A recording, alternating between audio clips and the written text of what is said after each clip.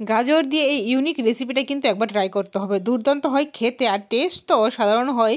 তো এইখানে আমি নিয়েছি প্রায় 1 কিলোর মতন গাজর। আর এখন তো গাজর বলো সব সবজি সস্তা হয়ে গেছে, আর এনে কিন্তু রেসিপি বানাতে কিন্তু আর সমস্যা নেই। এই গাজর রেট কমার জন্য কিন্তু বসে থাকি কখন গাজরের রেটটা ঠিক নেমে যাবে। তো এখন অনেকটাই রেট কমে গেছে, তো গাজর এখানে আমার ঘরে চলে এসেছে। আর এখন আমি এগুলিকে একটু খোসাগুলি ছাড়িয়ে নিচ্ছি। তো এগুলিকে একদম ভারী করে চামড়া ফেলতে হবে না, একদম তরতাজা ফ্রেশ গাজর এগুলি। তা আমি এখানে গোল গোল করে কেটে মিডল দিয়ে ফালি করে দিচ্ছি, সেই জন্য আমি এরকম পাতলা পাতলা করে কাটছি। তো এখানে আমি গাজর নিয়েছি মোটামুটি 6টা গাজর, বড় আর ছোট মিলিয়ে।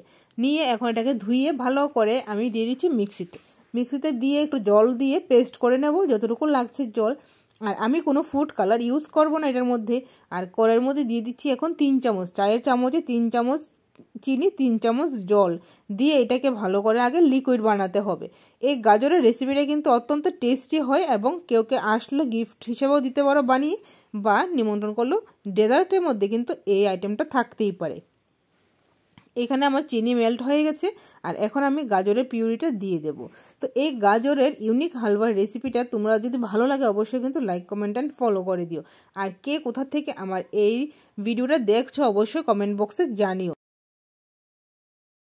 তো গাজর থেকে কাঁচা স্মেল চলে গেছে, এখন আমি এখানে দিয়ে দিচ্ছি কর্নফ্লাওয়ার 3 চামচ দিয়েছি ভরে ভরে দিয়ে। এখন কিন্তু লো স্টিম করে রাখতে হবে গ্যাসটাকে, আর কন্টিনিউ নাড়তে হবে, তাহলে কিন্তু এটা একদম সঙ্গে সঙ্গে মিক্সড হয়ে যাবে। আর না হলে একদম ভিতরে গুঁড়ি গুঁড়ি থেকে যাবে, খেতে ভালো লাগবে না।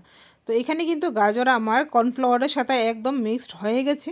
আর এখন এটার মধ্যে আমি দেব ঘিটা কিন্তু মাস্ট বি দিতেই হবে, না হলে কিন্তু গাজরের হালুয়ার স্মেলটা ভালো করে ঠিক আসে না।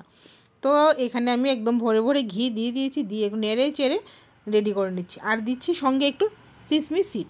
তো এটা অপশনাল, তুমি কাজু, আলমন্ড, কিশমিশ সব কিছু ছোটো ছোটো করে কেটে ড্রাই ফ্রুটস, যে কোনো ড্রাই ফ্রুটস দিতেই পারো, অপশনাল এটা। আর এখানে কিন্তু গাজর আমার হয়ে গেছে অলরেডি রেডি হয়ে গেছে, একদম কিন্তু কড়াই থেকে ছেড়ে ছেড়ে দিচ্ছে, একটু জেলি জেলি ভাবটা চলে এসেছে। তো এটা আমার হয়ে গেছে রেডি। আর আমি এদিক দিয়ে একটা টিফিন বক্স নিয়ে নিয়েছি, টিফিন বক্সটার মধ্যে আমি দিয়েছি ঘি দিয়ে মেখে চতুর্দিক দিয়ে যেন অটোমেটিক্যালি বের হয়ে যায় ঠান্ডাটা হলে। সিসমি সিড দিয়ে একটু ডেকোরেশনের জন্য দিয়ে দিচ্ছি, যেন উল্টালে উপরটা দেখতে খুব ভালো লাগে।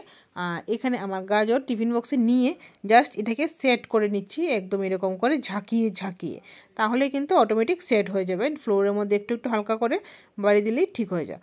তো এখানে এটাকে রেখে দিই, 15 মিনিট রেস্টে রেখে আবার চলে এসেছি প্রায় 20 মিনিট পর এসে। এখন এটাকে আমি থাপথাপিয়ে বের করে দিলাম। আর বের করে তো আমার এতই ভালো লাগছে এটাকে দেখে যে কিছু আর বলার নেই, এত সুন্দর লাগছে দেখে যে কখন কাটবো আর কখন মুখে দেব। তো যাই হোক, এখানে কিন্তু এই রান্নাটা কিন্তু আমার অত্যন্ত সুন্দর হয়েছে, আর ডিলিশিয়াস একটা রেসিপি তোমাদের সাথে শেয়ার করেছি। আর খেতে তো খুব ভালো হয়েছে, তোমরা অবশ্যই কিন্তু ট্রাই করো। আমার এই ব্লগটা যদি তোমাদের ভালো লাগে অবশ্যই লাইক কমেন্ট অ্যান্ড ফলো করে দিও। আর যদি ইউটিউব থেকে দেখো ইউটিউব চ্যানেলটাকে সাবস্ক্রাইব করে দিও। দেখা হচ্ছে আবার নেক্সট অন্য কোনো ভিডিওতে। Bye bye.